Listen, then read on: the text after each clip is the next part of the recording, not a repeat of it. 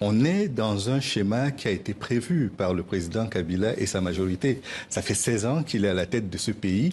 Il est arrivé et on a dit que c'était l'an zéro de la démocratie en RDC. Ça fait 4 mois qu'il a dépassé le mandat qui lui avait été accordé et que l'opposition, malheureusement, n'arrive pas à s'accorder sur la manière de gérer cet après-mandat. Parce que donc il y a eu un accord le 31 décembre, l'accord de la Saint-Sylvestre, qui dit que des élections doivent être organisées avant la fin de l'année. Est-ce que l'idée maintenant fait son chemin en RDC, que cette présidentielle, ces élections n'auront pas lieu?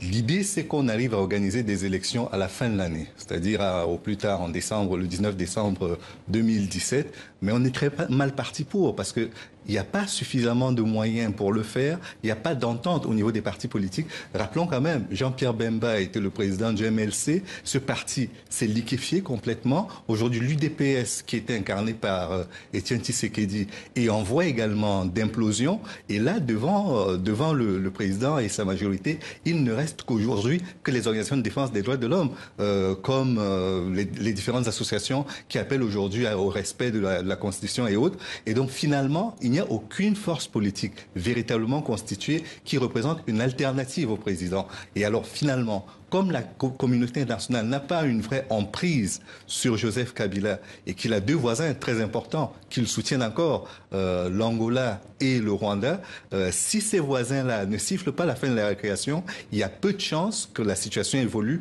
avant le 19 décembre 2017. Et puis à côté de cela, si le Zimbabwe s'était bien porté, il est probable qu'il aurait lui aussi joué sa carte là-dedans. Mais pour l'instant, ce qui est certain, c'est qu'on est dans un statu quo qui arrange la majorité présidentielle et l'arrange parce que la classe politique en face a tout fait pour lui laisser les cartes en main. Il faut toujours avoir en tête que la démocratie, c'est pas simple, c'est un très long apprentissage.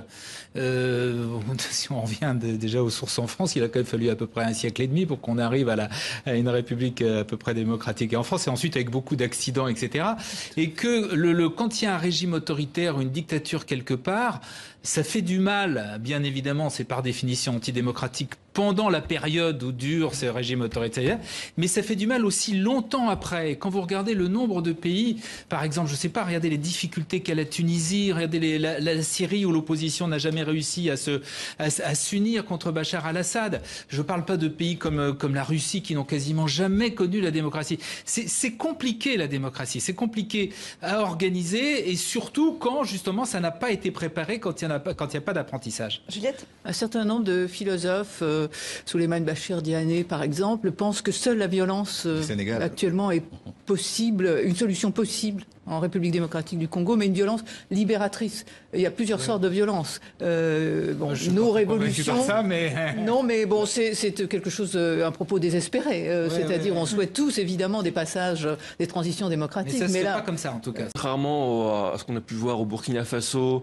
ou à Dakar avec les Y en a marre, le fait qu'une société civile commence à descendre dans la rue et réclame des choses, c'est très récent. C'est arrivé l'an dernier, en fait, en RDC. C'était assez peu présent jusqu'à maintenant, donc il y a quelque chose qui est en train de monter, qui est souvent violent. C'est aussi pour ça qu'il y a eu du coup l'accord de la Saint-Sylvestre qui s'est créé pour éviter trop de violence. C'est ce que je pense craint le pouvoir, mais c'est relativement neuf en RDC, ce phénomène de la société civile qui commence à associer aux militants des droits de l'homme, qui commence à réclamer une démocratie qui ne soit pas que d'apparence, qui demande même simplement, je pense que en RDC on en est à simplement avoir même pas une bonne gouvernance, une gouvernance, un président qui gouverne, qui fait des choses, qui fait avancer le pays dans une direction ou dans une autre. On n'a même pas ça depuis les 16 ans de Kabila.